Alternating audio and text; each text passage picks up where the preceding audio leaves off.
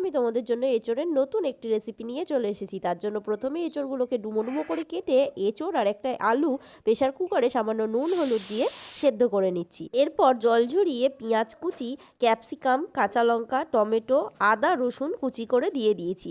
এরপর পরিমাণ মতন লবণ, ধনের গুঁড়ো, গরম মশলার গুঁড়ো, 2 চামচ কর্নফ্লাওয়ার, ধনেপাতা কুচি, সয়া সস, ভিনিগার এবং একটা ডিম দিয়ে ভালো করে মেখে নিচ্ছি।